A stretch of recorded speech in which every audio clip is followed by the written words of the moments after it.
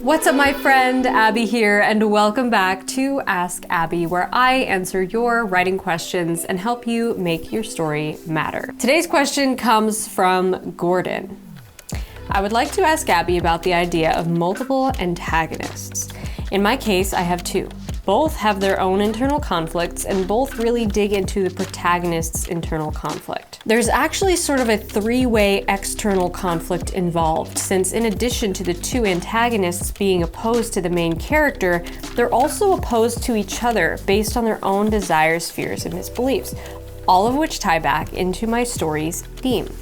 I wonder what tips you have for making sure this dynamic is balanced and how to tell whether or not this second antagonist just doesn't need to be there. You can certainly have more than one antagonist working on the same team or against each other, or even a bit of both. In fact, I would advise to do this because it adds more layers of intrigue and mystery to your story. The thing is this, every well-written villain has a motive.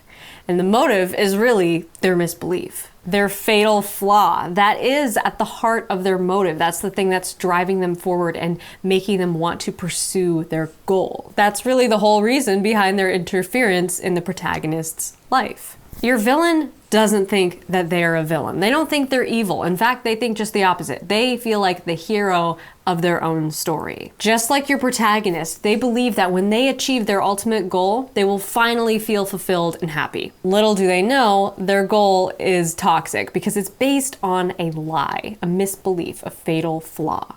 So in your case, Gordon, it sounds like you've crafted some juicy internal conflict for all three of your characters. Your protagonist, your antagonist, your first antagonist, and your second antagonist. And that's what matters. As long as we understand why each of these characters does what they do and why it matters to them, as long as we understand that, that's all the ingredients that we really need in order to start caring deeply about these characters and their desires and their fears and their misbeliefs. And that's what ultimately pulls your reader through the story. A great example of a story that does this really, really well is the BBC series The Musketeers. There are multiple antagonists throughout this show, but in my opinion, the strongest antagonists appear in season 1, the Cardinal and Milady de Winter. Milady lives on the dark side, working as a spy and assassin for the evil Cardinal, who we'll talk about in a minute. In her early life, Milady was married to protagonist Athos until she killed his brother, allegedly in self-defense, when he tried to attack her. Athos didn't believe her and ordered her to be hanged, but she seduced her executioner and he revived her after removing her from the noose. Athos and Milady are both left with scars from the past. Athos suffers with guilt for what he did, and Milady wants revenge. She is determined to make Athos pay for his crimes against her. But at the same time, she still loves him, and he still loves her. They are each other's worst enemy, but they cannot bring themselves to destroy each other. You know there can be no peace for either of us until we are both dead. Simultaneously, we have the Cardinal, who works as a close advisor to the King of France, but who secretly wants ultimate power and control over the government. Nothing, no person, no nation, no God will stand in my way. We see him pursue this goal by manipulating the king and sabotaging the Musketeers whenever they stand in his way.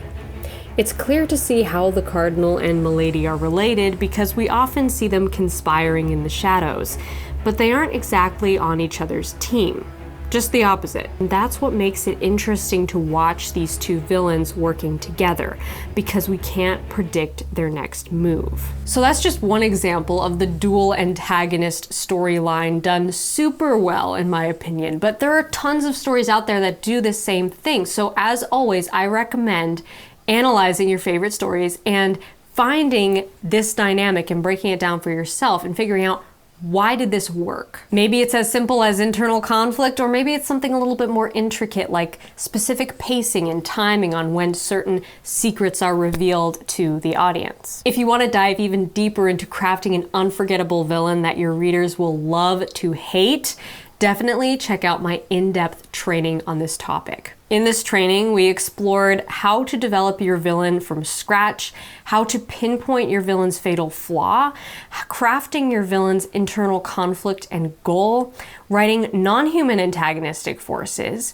my best tips for making your villain non-cliche, plus valuable templates and story examples that you can use to sharpen your villains and learn from the best stories out there.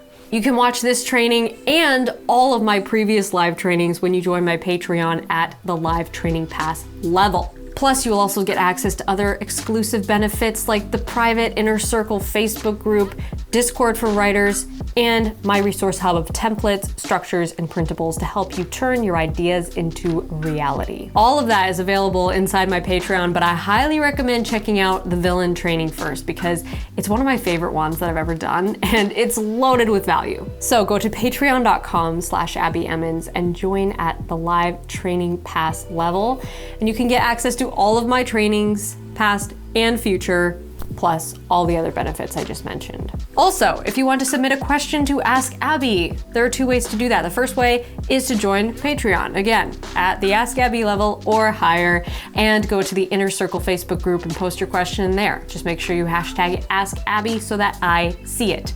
The second way to ask a question is to hit the join button below this video. Get inside the inner circle of the actual YouTube community, go to the community tab, find the Ask Abbie post, and post your question in a comment on that post. And I randomly choose a new question to answer each week. So maybe next time I will answer your question. Smash that like button if you liked this video, and be sure to subscribe to this channel if you haven't already, because I post writing videos every Wednesday and weekend, and I would love to have you here in the community. Until next week, my friend, rock on.